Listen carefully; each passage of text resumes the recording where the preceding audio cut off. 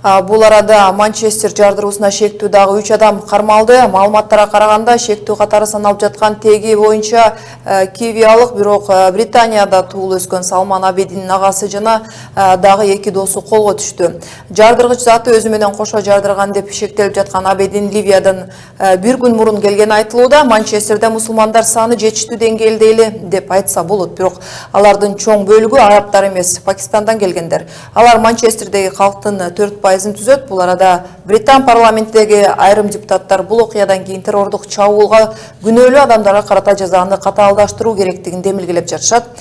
Бир күн мурун эле түрк бийлиги динаятчы Фетхуллах Гүлендин тарапташтары делинген 200дөн ашуун адамга карата да өлүм жазасын колдонуу керек деген болчу. Мына ушундай дүйнө өлкөлөрүнүн террордук чабуул тууруган маалда айрым лидерлердин өлүм жазасын кайтаруу керек деген демилгелери чын эле негиз барбы? Кесиптешим Исмат Ибрагимов бул маселеге карата ой пикирлерин топтоду. Исмат, өткөн кылымдарда өлүм жазасына эски ыкмадагы жазалоо катары бааланчу эле, бирок барган сайын өнүккөн өлкөлөрдүн айрым лидерлери же бийликтеги адамдары ал жазаны кайра кайтаруу керек деген демилгелерин угуп жүрөбүз. Буга далил катары Британиядагы чабуулдан кийин пикирлерди айта кеттик. Бул маалыматтын тегерегинде пикирлери кандай экен? Рахмат Назик, ошол өлүм жазасына тартуу маселеси кайра көтөрүлгөндө дүйнөлүк басылмалардагы жарыяланган пикирлерге кайрыла турган болсок, бул жердеги өлүм жазасына ким тартат деген суроо аябай бүгүнкү күндө талкууга алынып жатыр. Себеби Европа мамлекеттеринде, айрыкча Түркиядагы ызычуудан кийин ошол саясий каршылаштарга болгон кысымдын күчөшү, ошону менен катар эле айыпталгандардын көпчүлүгүн эле ошол өлүм жазасына тартуу маселеси каралып жаткандыгы, бул адам укуктарына каршы келерин, адам укуктарынын толук бойдон бузулуп жаткандыгын Европа биримдиги дагы сындап чыкты Түркиянын бул аракеттерин. Ал эми дүйнөлүк басылмаларды, саясатчылардын пикири бул жалпы эле бир саясий тизимге каршы болгон оппозициялык күчтөрдүн же болбосо пикири келишпей калган айрым күчтөргө каршы багытталган чабуул деп эсептешүүдө. Себеби терроризмди өлүм жазасы менен жеңүү мүмкүн эмес экен.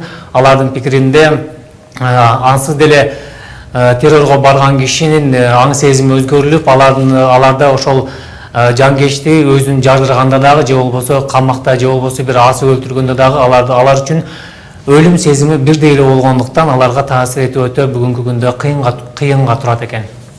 Албетте, мындай сунуштар өлкөдөгү башаламандыкты токтотуп тартипке келтирүү максатында чакырык жасалып жаткандыр, бирок ошентсе да азыркыдай заманбап жашоодо бул ыкманы колдонуу, ошол эле демократияны туу туткан мамлекеттердин өзүндө колдонулушу кандай болчу дейм?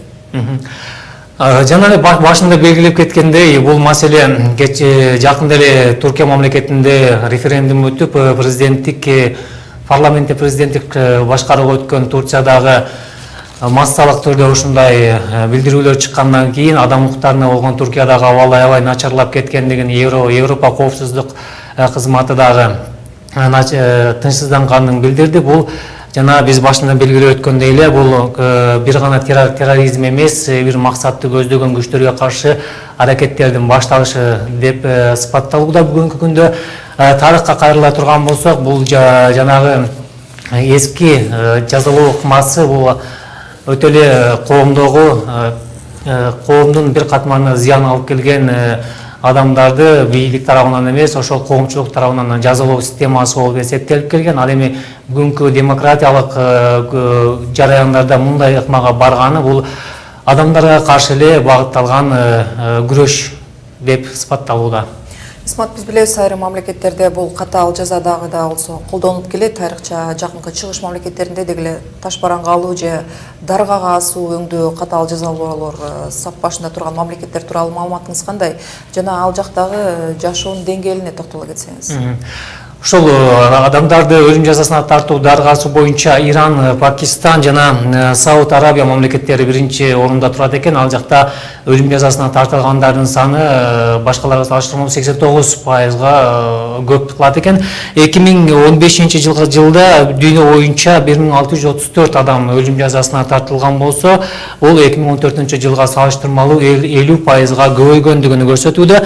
Ал эми Бул көрсөткүч боюнча дүйнөлүк статистикада Кытай мамлекети биринчи орунда турат экен. Ал жакта канча адам өлүп, канча адамдын өмүрү кыйылгандыгы тууралуу эч кандай маалыматы жок болгондуктан бүгүнкү күндө ачыкталбай келет экен. Ал эми өлүм жазасынын көрсөткүчтөрүнүн өсүүсү 1985 жылда кичине азайган болсо, 2005 жылдан тарта бул көрсөткүч өсө баштаптыр. 2015 жылдын эсебинде бул көрсөткүч мурунка салыштырмалуу